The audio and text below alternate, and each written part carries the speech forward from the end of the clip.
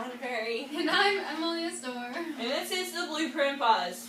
The district office would like to thank the students and faculty who helped with Wednesday's Cow Patty Bingo. With the Poetry Slam approaching in 1 week, be sure to turn in all of your poems to Mr. Naylor or your English teacher. You must have a poem written in order to gain entrance to the slam. Congratulations to the girls' track team for their victory over rival Tyrone. Do you prefer taking notes on your electronic device or handwriting notes? Read the story by Nathan Davis on the BluePrint about note-taking in high school. Prom is tomorrow, and everyone is reminded to be at the Discovery Center no later than 7 o'clock. You will not be allowed to leave the building until 10 that night.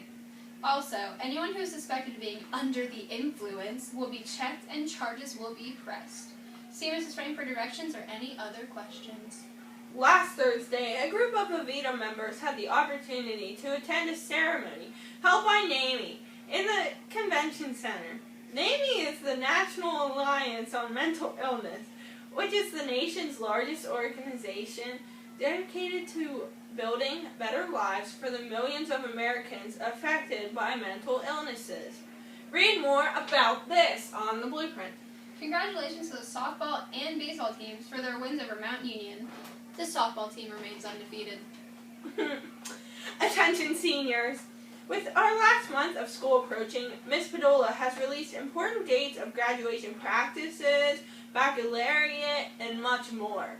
Be sure to check out your class messenger or Ms. Padola if you haven't received this information. $1,400 was raised for the autism support room in the high school. Thank you to those who purchased a BluePrint t-shirt. Boys and girls track clinched the ICC with wins over Mount Union and Southern Huntington this week. The phone is still ringing, and that's all for this week. See you next week on a new edition of the BluePrint Buzz.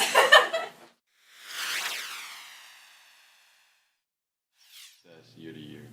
It's something we build on every year. We always have large numbers, and whenever you have 12 to 15 seniors, they kind of pass your tradition of hard work down to the next grade, and then it just keeps going down. And we've been lucky that the guys all buy into the message that we want to work hard and we want to succeed as a team.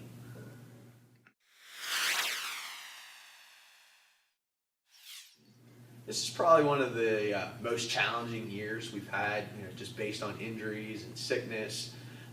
I thought the guys responded well, and sometimes you need to put some pressure on, especially the younger guys, because they always know that there's someone there in front of them. Well, now they had to be the person who was stepping up and scoring the points for us, and I think it's going to make us better in the future because those guys had to step up and perform for us to do well as a team.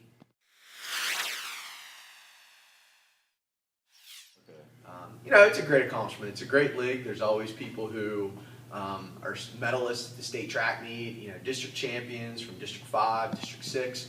So it's always been, a big goal of ours. And, every time we start the season, our first goal is to win the ICC championship. And whenever you can reach that goal, you always feel good about it.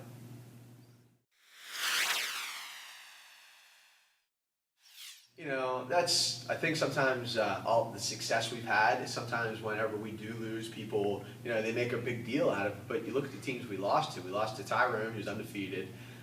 They were the Mountain League champions. We lost to Bedford, who probably has a great shot at being District 5 champs.